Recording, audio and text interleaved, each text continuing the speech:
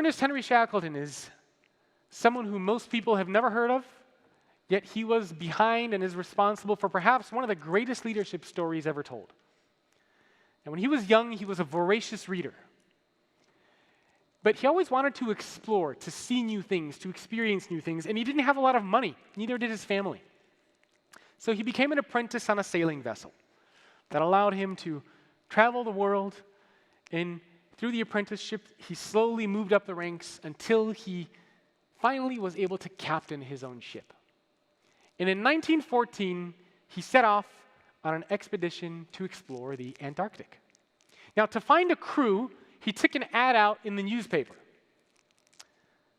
Men wanted for hazardous journey, small wages, bitter cold, long months of complete darkness, constant danger, safe return doubtful, honor and recognition in case of success.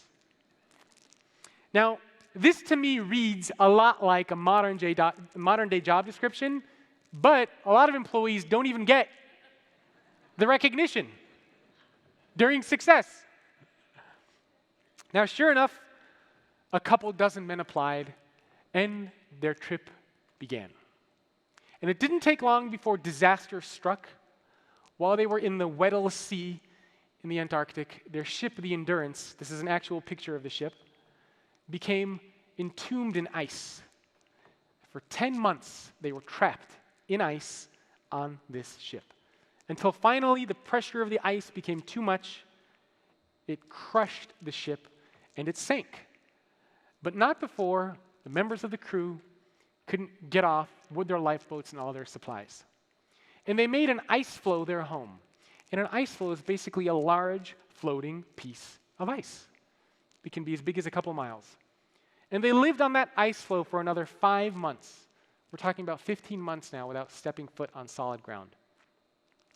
The ice floe that they were on started to melt and crack and dissolve beneath their very feet. So Shackleton made the decision that they were going to sail for Elephant Island.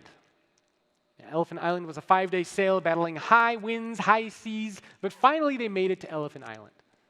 Upon reaching Elephant Island, they realized that the island is uninhabited and also uninhabitable. So again, Shackleton had to make a decision. What do we do? His goal shifted from exploring the Antarctic to the survival of his people. And so he decided to take a smaller crew and to sail to South Georgia Island. Over 2 weeks sailing. It was terrible weather. They had trouble navigating because they couldn't see the sun, the stars, the sky. Finally, they arrive at South Georgia Island because there was a whaling station there. They get to South Georgia Island only to realize that the whaling station is on the other side of the island.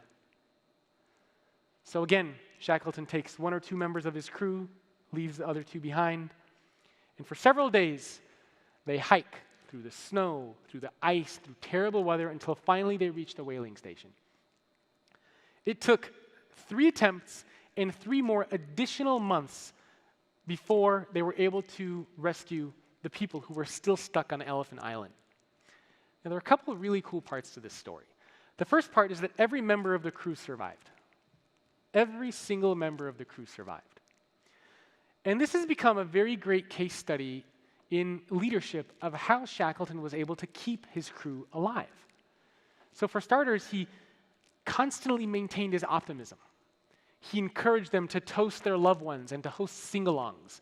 He was the type of leader where somebody quoted, he would be willing to give the shirt off of his back for his crew. He was very agile and nimble in his way of thinking.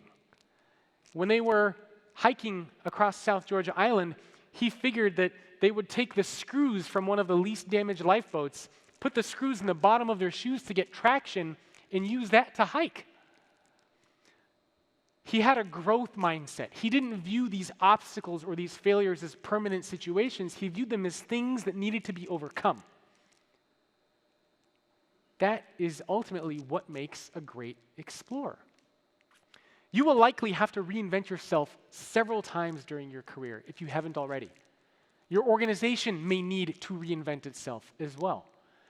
You have to have the mindset of the explorer, agile and nimble in your thinking, having that growth mindset. Being curious, being okay with the uncomfortable, with seeking out new things. That is essential for having this kind of an explorer mindset. Because you haven't seen it all. And as the CEO of SOS International has told me, and he's probably the CEO that I interviewed who's been in a leadership position the longest, over 40 years. You would think that this guy has seen it all, has done it all, knows it all. And even he says, with the changes that are happening, nobody has seen it all.